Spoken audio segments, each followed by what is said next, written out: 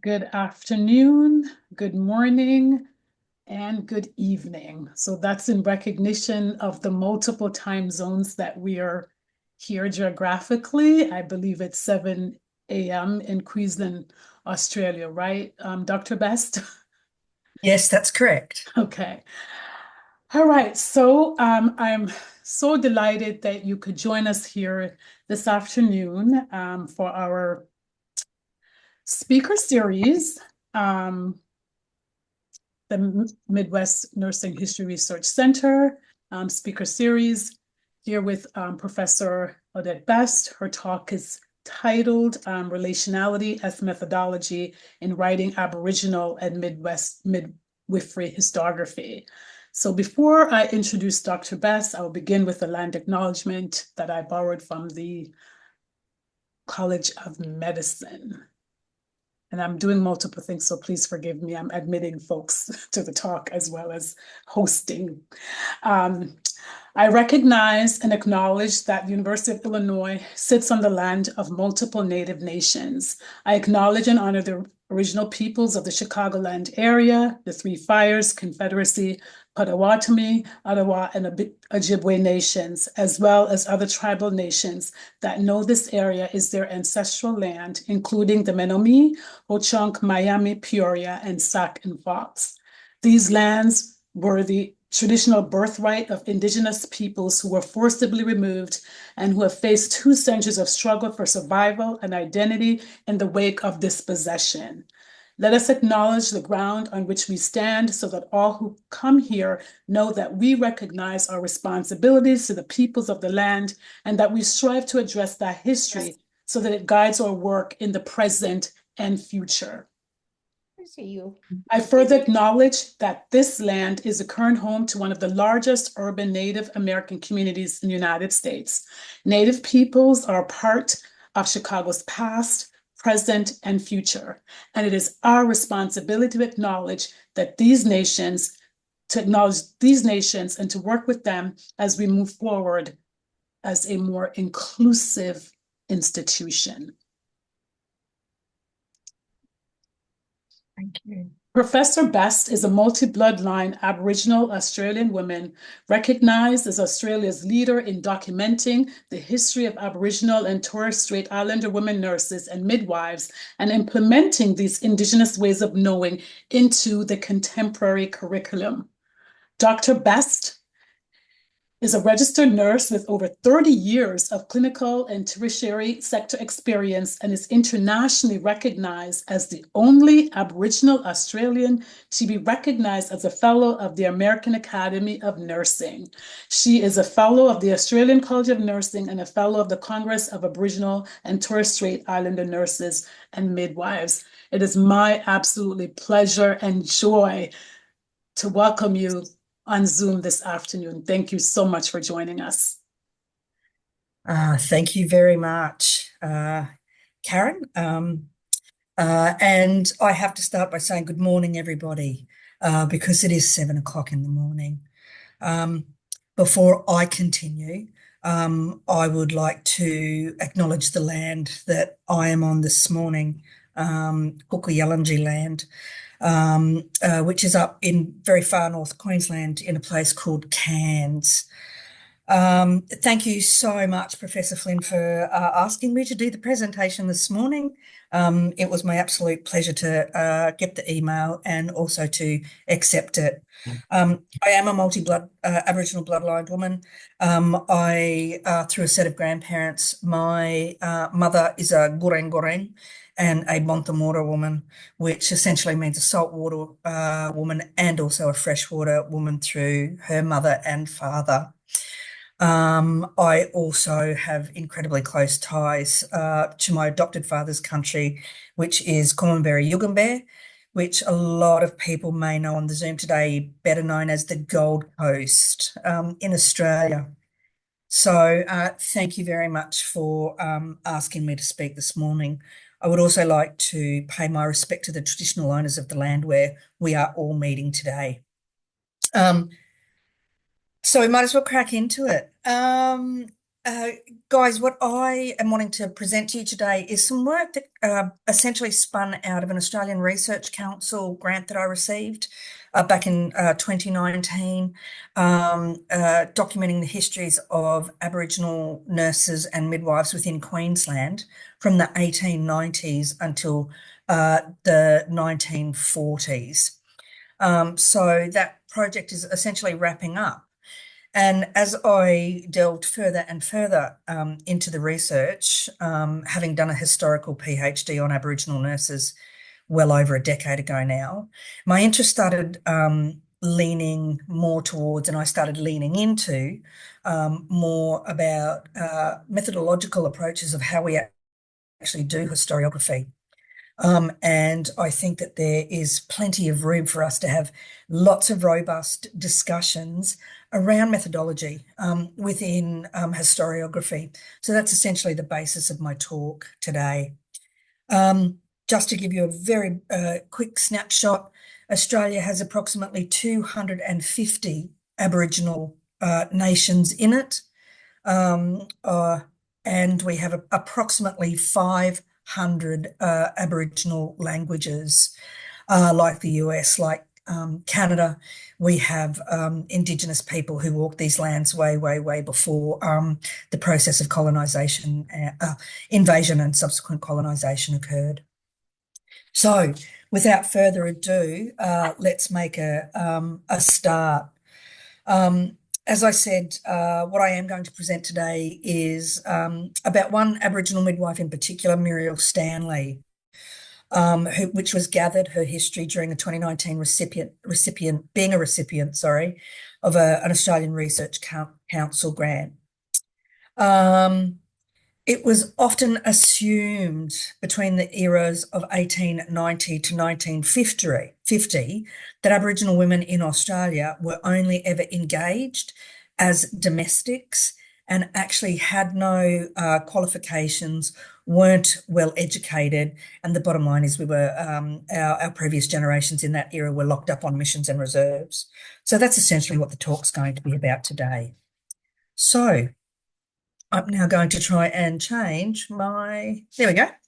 So guys, this is how I will be presenting the order of the presentation today for everybody. In order to discuss Muriel Stanley's life, I needed to meld important facts of historical knowledge to produce a just and respectful nursing history. To achieve this, I had to delve deeply into Queensland colonial history with a specific focus on the impacts of colonisation on Aboriginal people, who are clearly the Indigenous people of Australia. So for my talk this morning, the presentation will be of the following format. I am going to talk about Aboriginal relationality and storing as a methodological tools. I'm also going to be talking about Aboriginal administration under acts of segregation that were rampant here within Australia. And then with the melding of my relationality and my methodological stance in taking into account the Aboriginal acts of administration, I'm going to offer to you, joining me today, the story of Muriel Stanley. By bringing together the history of colonisation, the acts of administration of nursing, nursing and midwifery education history, we researchers were able to situate the life of Muriel Stanley as an Aboriginal woman and midwife during a time when education and career prospects were far from the reach of most Aboriginal people. Muriel Stanley's life restories the historical texts, and in doing so, demonstrates the multifarious resistances that Aboriginal women undertook against racist regimes. By writing Stanley's history, the researchers, being myself and Professor Tracy Bunda, replicate the resistances of our own Aboriginal ancestors, including the resistances of Muriel Stanley, who, while not a direct relative of ours, provides inspirations through her enormous courage and feats. In the contemporary context, we applied a culturally safe approach to research that strengthens Australian health histories and women's labour histories and acknowledges the contributions of Aboriginal women in nursing and also midwifery. This is a beautiful photo here. Clearly Muriel is the woman who is standing amongst all those men. So what is Aboriginal relationality? So this is my methodological component or element of the talk. So I'm now going to be talking about relationality, but also storying. So this research draws on the Aboriginal cultural knowledge of relationality as embodied by the researchers. We claim that as Aboriginal women, we are best situated to make connections with Aboriginal families and communities when gathering oral histories, stories, and photographs. For us, the cultural practice of relationality holds within it an inherent responsibility for ethical care when engaging with other Aboriginal people. Also their families, the family stories, treasures, and documents of historical significance.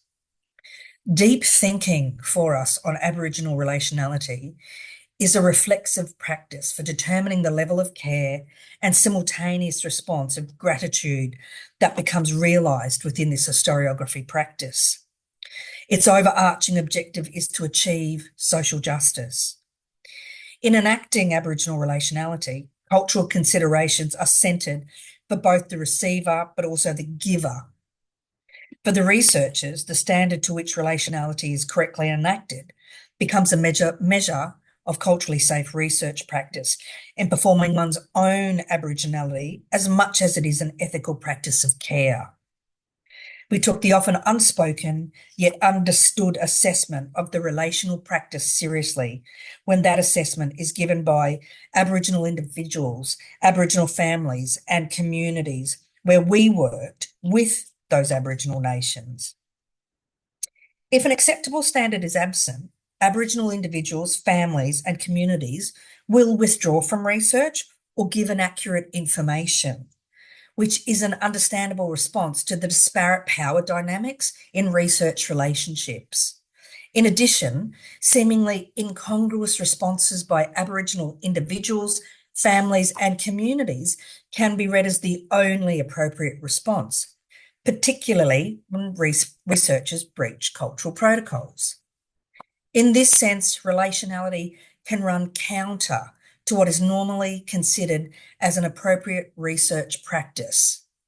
In Australia, normalised research contexts often invest authority in non-Aboriginal research institutions that define what counts as research practice and who can also do the research practice. As a result, much of what is understood as Aboriginal research has a history of being undertaken by non-Aboriginal researchers. In her critique of Western research methodologies, Māori scholar and academic Linda Tuahai-Smith points out that Indigenous people are the most researched people in the world by those outside of their communities. This trend is slowly changing in Australia as Aboriginal communities, as we become more self-determining about our research. In this research, our enactment of relationality within our cultural locations adheres to the Code of Conduct for Aboriginal and Torres Strait Islander research, produced by the Australian Institute of Aboriginal and Torres Strait Islander Studies. This ensures the use of transformative practice that positions Indigenous people as research partners rather than the subject of research.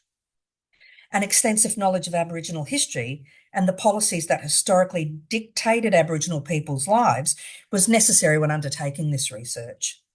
We were well positioned in this respect with experience in investigating our own family histories, having lived experiences of being administered under acts of administration, and as academics, we are experts of Aboriginal histories within our disciplines. Excuse me for a moment. Engaging in Aboriginal research presents challenges, but of course, the historical record is not always accurate, nor are historical records always complete. For example, it is not unusual to find that multiple names are used for the same person. Surnames change when marriage for women occurs. Adoption and fostering of Aboriginal children by non-Aboriginal families was very common, and often Aboriginal names were changed or anglicised or westernised. Aboriginal people are recorded only and often by their first name within our archives within Australia, and spelling variations are really common, particularly for our Aboriginal names, due to the unfamiliarity with names from non-Indigenous people who actually wrote the records. The mass removal of Aboriginal children under racist policies, who are now identified in Australia as the stolen generations, must also be considered in Aboriginal research. A number of archives have been locked down through state and territory in excess of 100 years and are only available to direct descendants of which the record was actually written about. The languages used in Aboriginal records is often offensive and highly racist. This was clearly influenced by the eugenics movement, and we used language around blood quantum. The writers of the records of Aboriginal people often used a classification system of blood quantum. So you were either identified as a full blood, a half caste, a quarter caste, or a quadroon. After being identified as being a quadroon, meaning you only had one Aboriginal great-grandparent, you were no longer identified as Aboriginal. As authors Louise Phillips and Tracy Bunda note, Aboriginal people entering the archives need to be prepared. It is distressing to read of our ancestors named in these ways. Storying. Storying is a really beautiful and really incredibly long-held cultural practice among Aboriginal people, and it is a sinuous fibre within Aboriginal relationality, bringing to the surface little-known histories of Aboriginal women's contributions to the white nation of Australia requires a cultural deftness. To achieve this, the researchers really leaned into the writings of Phillips and Bunda that explained the concept to story. Researchers' storying in the Aboriginal sense involves two questions. Who are you, and where do your people come from? The researchers provide their Aboriginal credentials clearly within the research. My Aboriginal identity is as an Aboriginal woman with deep connections to Woorabinda Mission in central Queensland, a Bonthamora woman from Eromanga, a far and remote Western Queensland nation which skirts the desert, and down to the Gold Coast as a Yunga person, that of my adopted father. Tracy Bunda names herself as a Nugi woman through her matrilineal line and a Waka Waka woman through her patrilineal line, with connections to both Stradbroke Island, the Gold Coast and Cherbourg Mission. This is how we as Indigenous people within Australia actually identify ourselves to other Indigenous people. This is our relationality. Who are we and where do our people come from? Articulating genealogy serves an important purpose in relationality and research. It enables other people who know their genealogy to draw the sinews together to form stories of connection to people and also to country. When we talk about country in an Australian context for Aboriginal people, we mean our physical land on the land of where we come from, and we call that land country. We also have sky country and we also have water country. Storying is one technique to support this, and it does. The storying of the author's relationality is informed through our positionality within our families, but also our nations. The reverse also occurs. The researcher's positionality informs their relationality. So this two-way approach explains the location from which the researchers work and provides our standpoint as Aboriginal women. Phillips and Bunda say this about storying, or they define storying as the following. It is the act of making and remaking meaning through stories. They write that storying is what you do in the propositions, in the conceptualizations of research, in the gathering of data with others, in the theorizing and analyzing of data, in the presentation of research. Storying is axiological, it is ontological, and it is epistemological. It is our knowing, being, and doing. In storying, Aboriginal people know that stories are embodied acts of intertextualized generational law and life spoken across and through time and place. In and of the everyday and every time, stories all carry a meaning, a theorized understanding that communicates to the world. Storying is situated in Aboriginal relational practice and breathes life into the treatment of historical documents that can be racist, incomplete, and also inaccurate. We argued that this methodological approach to archival retrieval and research through storying provides critical sensitivity, given that the period under discussion in the memories of many Aboriginal people within Australia is an emotional and also incredibly traumatising historical period. So what I'm going to do now is that gives you my methodological approach to how the research is undertaken and why we do it through relationality and also storying. The next section I'm going to discuss is just giving you a snapshot of what I mean when I say the act or the administration, acts of administrations. So where I am in Queensland, in 1897, the Aboriginal Protection and the Restriction of the Sale of Opium Act occurred.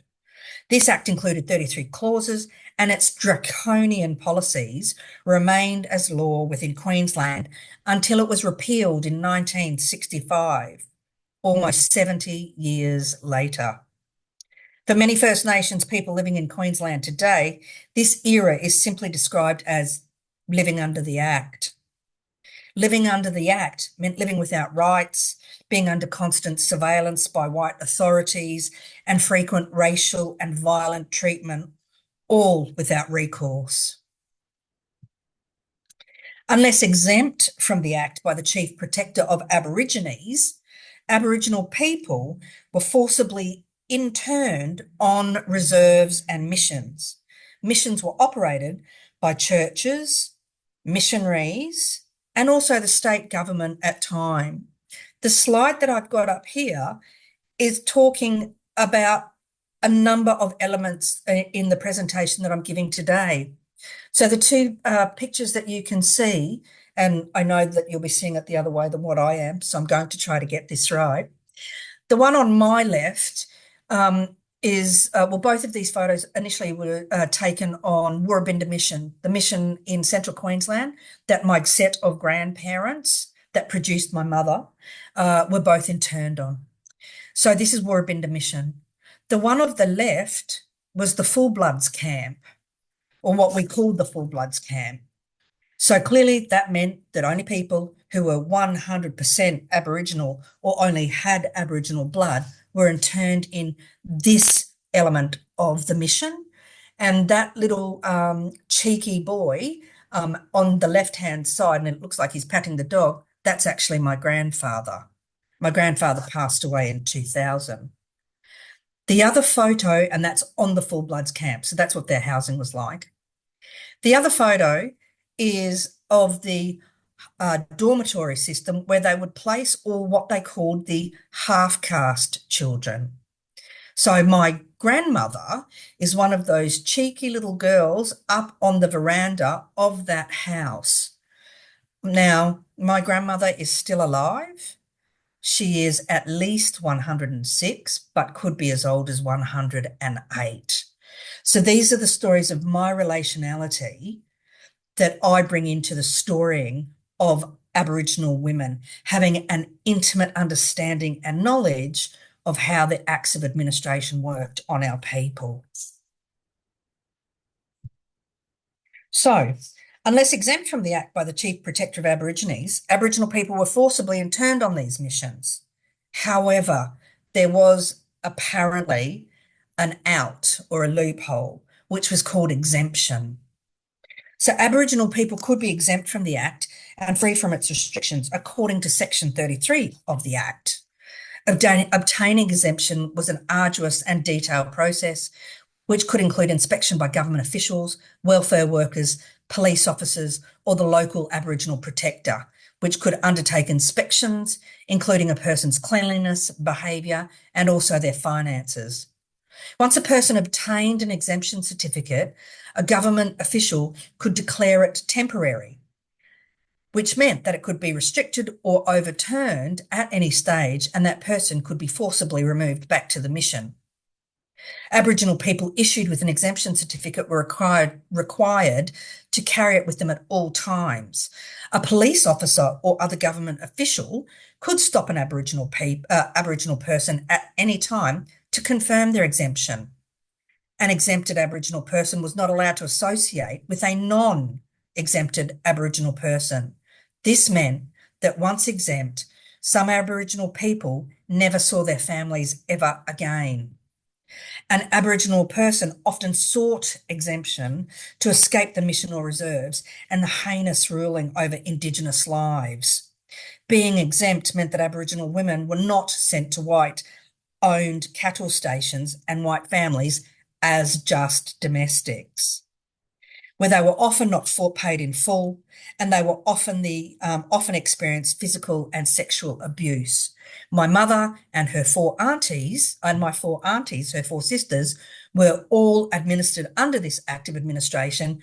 All of them were sent as domestics at the age of 14 to white cattle stations across Queensland. Aboriginal women in Queensland who wanted to become nurses could apply for exemption, but to do this, you had to deny your Aboriginality. So the women who chose to apply for exemption typically had a white father, and if the woman had a light enough skin colour, she was more likely to be granted the exemption. So to date, no record has been found in Queensland of an Aboriginal woman being exempt from an Act and being accepted into a nursing and midwifery training program in Queensland. However, there were many Aboriginal people who did apply for exemption in Queensland. Exemption was arguably a tool of identity genocide, with Aboriginal women being allowed to enter nursing or midwifery only when they denied their Aboriginality. So, what does nursing history look like here in Australia? Because it is different to the US. We being a former British colony, although I do say that tongue-in-cheek a bit, as we have King Charles, who will be coming down to Australia next month, we have followed a nursing history very similar to the UK, and we have ties to those systems. So essentially from the early 1860s onwards, nursing in Queensland was professionalising through hospital-based training programs. This pattern was reflected across much of Australia. Training eventually emerged as an essential prerequisite, for nurses, and nursing became almost an exclusive occupation for women of education. The professionalisation of nursing in Australia was influenced by changes to nurse education in the United Kingdom and was particularly influenced by the work of Florence Nightingale. At this time, nursing was seen as a domain of white women of good character. Indeed, the Nightingale scheme of nurse training emphasised good moral character as a qualification for nursing education, and to reinforce this, trainees were to be resident at the hospital under the vigilant eye of the Home Sisters. Indigenous nurses and midwives are notable during this period only by our absence. Before Nightingale-trained nurses arrived in Australia, Nightingale had conducted research on Aboriginal Australians, which she commenced after conversations with Sir George Grey, who had discussed with her the apparent deterioration and gradual disappearance of native races after contact with white people. Nightingale applied to the Colonial Office in London and successfully acquired funding to undertake research. to ascertain, if possible, the precise influence which school training exercised on the health of native children. Nightingale devised simple questionnaires, and these were sent across the colonies, including Ceylon, Australia, Natal, the west coast of Africa, and British North America. Nightingale's notion that Aboriginal people of Australia needed civilising was evident in her output. However, her research is full of contradictions. For example, Nightingale believed that Aboriginal people's declining health was linked to attempts to civilise us and to interruptions to our traditional lifestyles. But at the same time, she argued that there was a strong need to educate us into the Christian belief system. Aboriginal spirituality and our beliefs, including deep connections to our nation's sky, water, and land, were utterly disregarded. And this belief was not only held by Nightingale, but was part of the colonial project. In Queensland, the first public hospital was the Brisbane Hospital, which is the capital of Queensland, which began in 1826 as a garrison hospital to serve a convict colony in Brisbane. However, by 1890s, training programs for nursing were starting to occur, and there was a system of training that women had to undertake. By the 1940s, this is what the advertisements were like to actually attract, to try to recruit women into doing training programs at hospitals right across Queensland. However, by the 1940s in Queensland, hospital nursing training, although very well established, was not without its problems, as illustrated in the article through the Cairns Post. So this is where I am actually presenting the talk to you from you guys today. So the Cairns Post wrote this in the 1940s. Nursing is an arduous profession, but it carries with it great responsibility, irregular and long hours, and a certain amount of danger from infection. The reason why so many girls go in for it is because, generally speaking, they are idealists who wish to serve unfortunate people who are suffering in health. I look at that now and I laugh that we're all idealists. However, it was what was written at the time. The desire, however, to serve, for nurses to serve the broader population, however, did not translate out of mainstream hospital or nursing. Many hospitals in Queensland retained segregated wards for blacks well into the 1960s. The use of the word black in this presentation and for Aboriginal Australians was the word that was actually given to Indigenous Australians by the colonisers and the invaders. They actually called us blackfellows. So in all of our early historical writings by the colonisers and post-invasion, we were identified as black people, blackfellows, or blacks. Hence why I utilised that particular word within this presentation. We are one of the only Indigenous populations in the British colony that actually get called blacks as such. However, in the 1940s, reserves and missions across Queensland frequently reported to the directors of Natives Affairs that government-run settlements faced acute nursing staff problems. White nurses were really difficult to recruit to the missions and reserves, and staff turnover was incredibly rapid and high. The matron notes at Warrabinda Mission, where I am from, for example, repeatedly reported that the white nursing staff had been reduced to the matron only. This experience of understaffing was common all across Australia in all of our missions and our reserves. It was against this backdrop Muriel Stanley entered her obstetrics-only midwifery training. So now, in the last part of the presentation, and arguably one of my favourite parts of the presentation, I'm going to be talking to you or storying about Muriel Stanley. Muriel Stanley was born on April 6, 1918 on Yarrabah Mission in North Queensland to Aboriginal parents. The mission that Muriel Stanley was born on is literally about 10 miles from where I am currently sitting now, and I often go over to Yarrabah to meet with her descendants, her family, and to continue taking her historiography.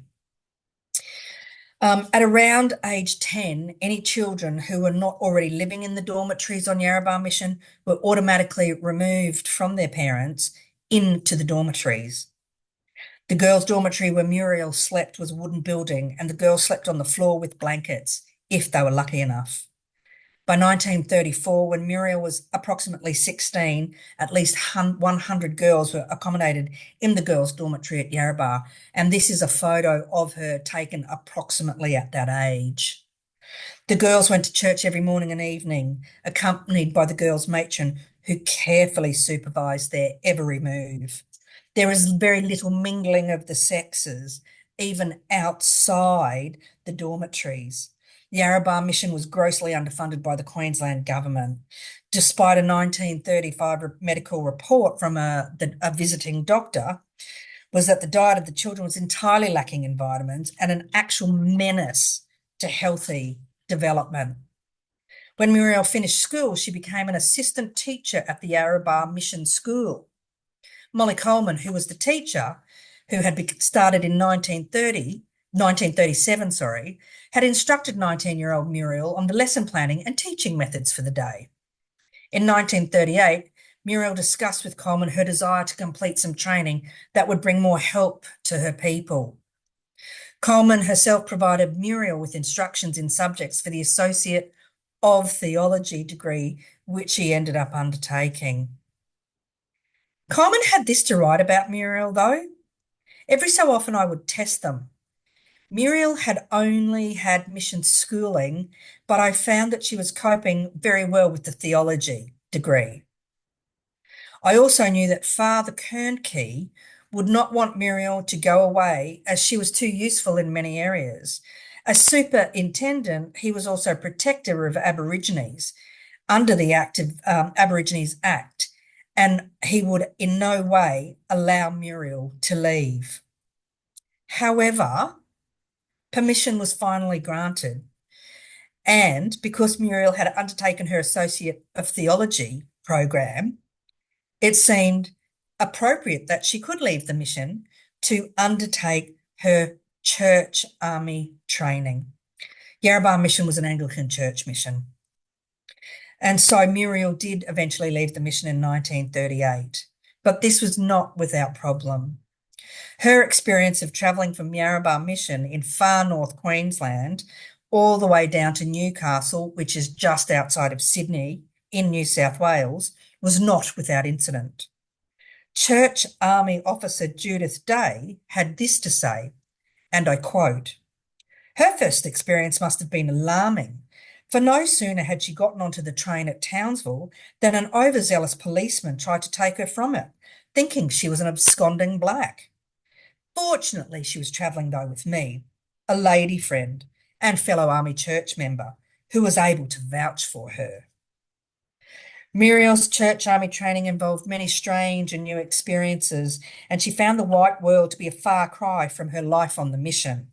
She held strongly to her Christian faith, but she did start to question her Christian teachings, and Muriel wrote, "Life was now beginning to become exciting. Town life and living with white people was becoming quite a normal thing, whereas before they were always that ever-haunting inferior feeling for me. The jigsaw puzzle was falling into place. I now took on a different attitude. The white man was no superior being. God had created him and me. Only difference was our skin pigmentation. I had just as much right to live as he. So the determination to lead and fight for my people had now begun." When she completed her church army training, Muriel worked in several children's homes and teenage institutions throughout New South Wales. However, by 1943, Muriel would say the following words, "I felt I wanted to be trained as a midwife, realising the great need for this training and how I could do much more for my people in a much more practical way than by just being an evangelist." Muriel encountered difficulties finding a hospital to accept her for her obstetrics training, and she had made several unsuccessful attempts and received help from the church army in making an application eventually. The Church Army had this to say: "We sought an opening for Muriel at many hospitals, but alas, her colour proved a handicap.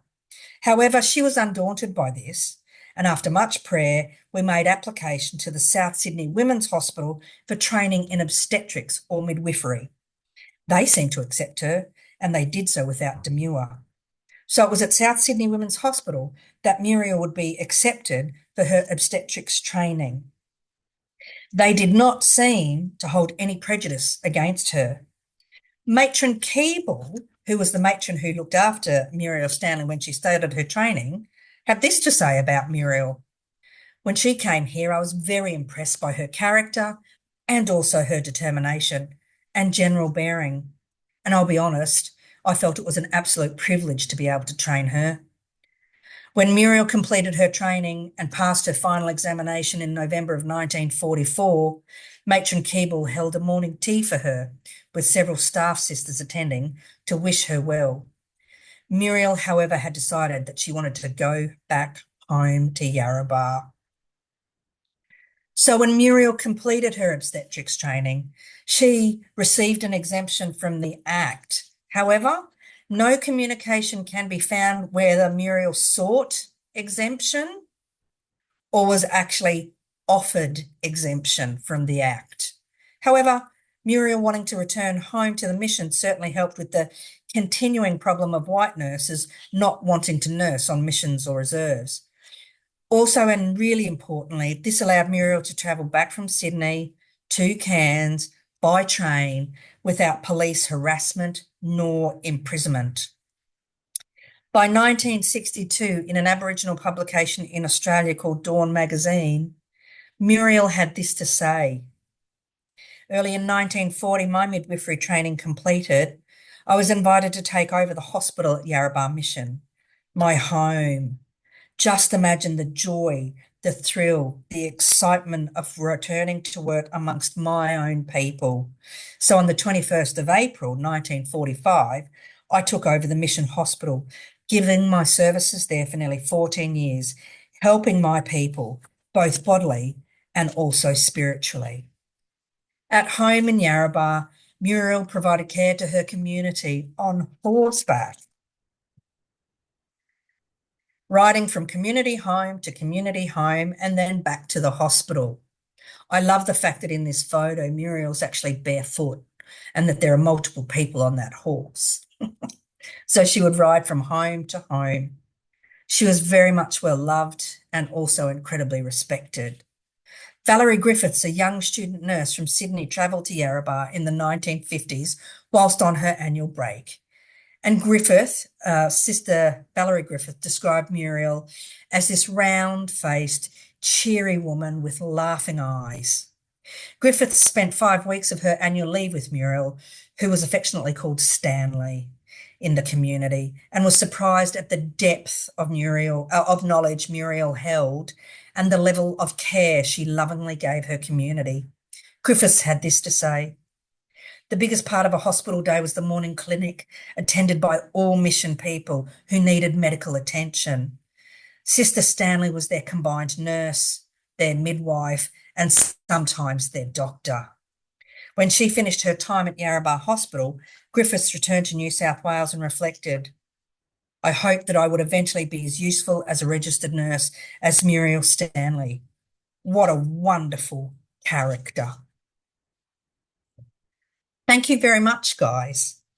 So, in closing, I would like to say that the Act here in Queensland operated for approximately 70 years and determined what Aboriginal people ate, when and where they slept, what they wore, what they learned at school, who they worked for, when they worked, whether they were paid, and whether or whom they could marry, and whether or not they were allowed to travel. We were held on missions and reserves that were established after the frontier wars, when Aboriginal people had been dispossessed of our lands, our nations, our country. To ensure compliance, any breaches of the Act were heavily punished.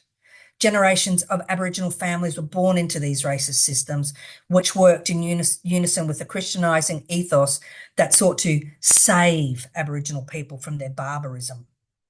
Under the Act, most Aboriginal girls' only option was life as a domestic.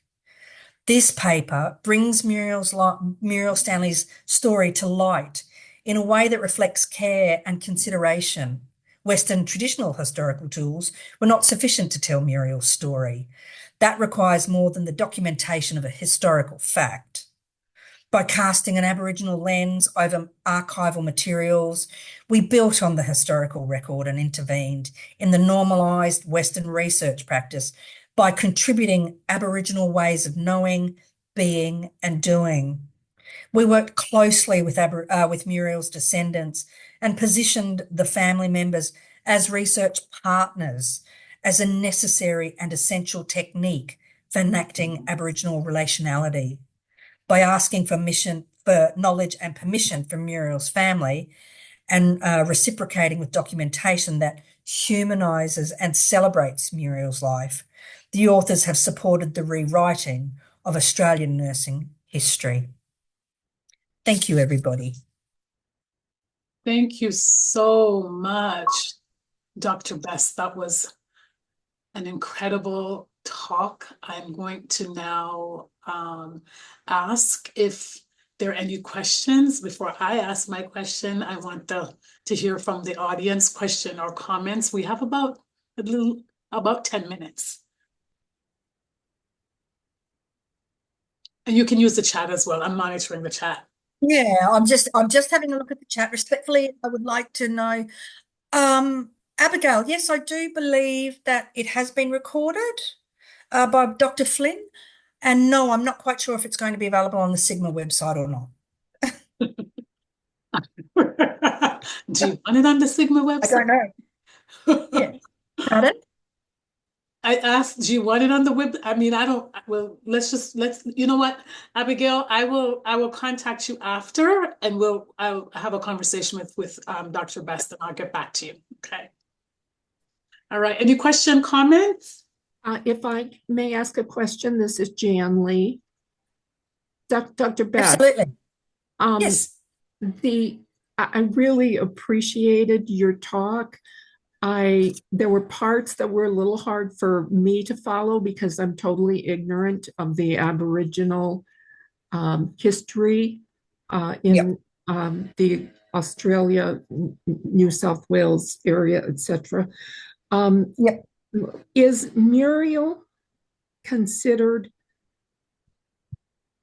You mentioned in a couple places that she was held in high esteem and really appreciated by her people. Is she considered a pioneer by the nursing establishment of Australia? Great question, Jan, and thank you. Yes, she is. She's becoming more so. Indigenous inclusion in Australian nursing history has really only been taken up well within the last decade. My PhD that got conferred in 2011 was the first historical Aboriginal nursing PhD that had ever been produced in the country. So from that, it gave me kind of like the springboard to be able to then theorize around methodology, but also create this really amazing story of Muriel and to be able to present it widely. So I have got publications in the UK in colonial history, nursing histories, but also if you look me up on Google Scholar, there is some publications there. It is now becoming more and more and more noted and accepted that in our history contexts here within Australia, that there will be the inclusion of some Aboriginal nursing history. So we're doing a better job than historically what we did about, just over a decade ago. But no, as a whole, Jan, of course, there's lots of holes and lots of gaps about what Aboriginal women actually did during this era, because the assumption is that, well, they were all just domestics, weren't they? And it's like, yeah, actually, no. I have done historiography on another Aboriginal midwife, and she trained in 1905 down in Sydney at the same institution that Muriel Stanley trained at. So when I present at conferences, either nationally or internationally, I always talk up that it's absolutely necessary to include diverse histories within nursing history. So we need to be hearing the stories of just not the white paradigm that nursing history often gets told in.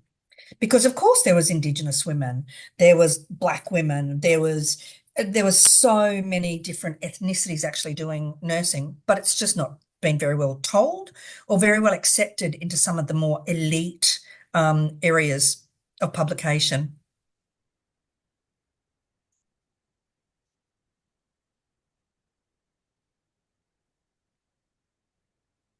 So I have a question for you. I'm wondering, okay, so with Muriel, Yep. where those archival materials that you used for your talk, where did you find those archival materials? And I'm wondering about the archives in general, the absence of the absence of racialized, what we call racialized peoples from the archives. And how do you see storying and relationality filling in the gaps? Storying and great question, Karen. The first element of it's a combination. Of course, one clearly has to dive into the archives fairly immediately, and that's because we were a gazetted profession. So hospital-based training here in Australia only ceased in the early 1990s. So once you got through your 3-year hospital training program, you were automatically put in the government gazettes. So my first call is always to go to the government gazettes to see if they actually got into their nursing training and made it through. Now, because that's about a professional gazette, they're fairly accurate. You know what I mean? Because the nurse had been in the years. So you think the spelling of the name's right, their birth date, when they commenced and completed, that's usually right.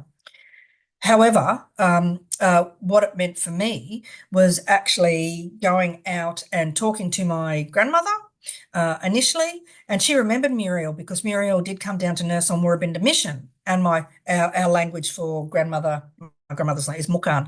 So I was speaking to Mukan, and she said to me, "I remember that nurse. She was that real black one, and she was very, very good." And she was waving a finger at me, and I was like, "Oh, right, Mukan. Do you know where her people came from?" And she said, "Yarrabah." So I then went to Yarrabah Mission and did that relationality stuff. My name is Odette. I am an Aboriginal woman. I do historiography about Aboriginal women, meeting family, connecting with family, talking with family. They then filled in a lot of those other pieces of archives that I actually used to create the story of Muriel Stanley. So it was a combination.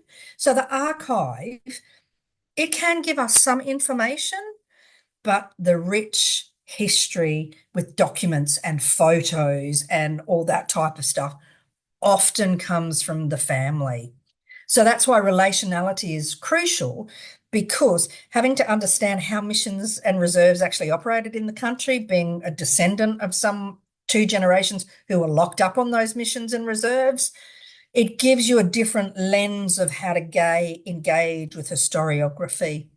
But Muriel's been quite interesting. I was in the UK in June for a couple of weeks because after she finished nursing, she actually went to London in the 1950s and she learned to become a missionary. So just an incredible history. So I literally was in the Church Army in London in June of this year trying to find photos of her or more photos of her. So it's very wide and dispersed. But Dr. Flynn, the most crucial element for me in relationality is they are my research partners. I do not research Aboriginal nurses. I research with Aboriginal families to help bring to light their stories of their people. Thank you so much for that response. Thank you. Anyone else? Any comments, questions before you go? I hope that made sense. My talk. Yeah, it did. Yeah, I It have. did. So Yeah, fascinating. I have no issue, Karen, if you are wanting to put it up Yes. with the recording of it. Yeah. So And if quickly, required, So yes, so my previous director, of the center, told me how folks we actually put it on YouTube with your permission, and then folks can and I'll send the link to everyone who registered or was present today. So thank you so much. I know that, some our intellectual work, or your intellectual work, is important, and so thank you for allowing us to share it. No, thank you for the invitation. You are welcome. wanted All to right. Thank you. I wanted to thank you for making that available, Dr. Best. That would be wonderful. It's My very pleasure. heartwarming. I am a faculty in Colorado at an Indigenous serving institution, and in nursing. I'm not Indigenous myself, but I'm hoping to facilitate other Indigenous nurses that we're training to come up and be the leaders in any kind of research that happens with Indigenous people. It's not our story to tell. So I appreciate all the comments that you made, and thank you. We take that to heart. Thank you. Thank you very much. Anyone else? Megan, thank you so much for showing up. Megan's my student in the it's US-based professional nursing history course. It's so good to see you. Oh, that's fantastic. We don't have anything like that in Australia because we're still battling, the old chestnut. Oh, well, we've got a very full, curriculum, and we can't possibly include nursing history. And it's just like, well, we can't possibly not, as far as I'm concerned. Right. I think that's I'm so tired of folks saying that about as if curriculums are etched in stone, right? Like they're just they're just here. They're etched in stone. If no one created them and constructed them and changed them over. I agree. I absolutely agree with you. So it's lovely to see you, Megan, as a nursing history student. Yay, that warms my heart. Yeah. All right. So I'm gonna chat with Odette for a bit. So if you have nothing else to say, we want to thank you so much again for accepting this invitation. We'll you and I'll be in touch. And thanks to the audience for taking time out of your day, your evening rather, to share this moment with us. I tell people all the time, I never take an audience for granted, because I know that there's other things that you could have been doing this evening. So thank you so much, and have a great rest of your evening. Thank you so much. Good evening, everybody.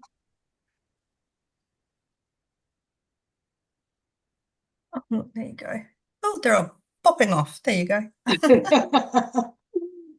Okay. So yes. What I will do is, apparently the way this works is that I send the link to the, I guess, our tech person, and then she uploads it onto YouTube. So then there'll be a much wider audience, and I'll send out a message to everyone that it's available, particularly to, I gotta figure out, I'm gonna get Abigail email address. So she is actually trying to do some activism around, I guess, the center I think that they have there is named Florence Nightingale. So she's trying to change the name. So I'd really like to be, talk with her about about how that's going. Yeah, I think it's really the way in which the absence of knowledge, right? So a lot of what you have, your talk is so much similar to what happened, what has happened in Canada, because that's the country that I spent most of my life in before I moved to the US. So I'm aware of, but also the racial taxonomy is also interesting. The quadroon, which is so similar to how African Americans have been. So that's so totally fascinating. Yeah, the kinds of and just to think about how we can make these sort of connections, right, in terms of the impact of the colonizers. Absolutely. Carol, I just found it interesting, like we, 1 second, this is Stephanie, set of- are you still here? Do you have a question or comment? Maybe they went someplace. Okay, go ahead. Oh. Odette? I think you froze up for a second. Oh, Yeah, we froze. Oh, there we go. I know, we froze, right? You froze. I was just going to say, because I won't take much longer. Oh, freezing again.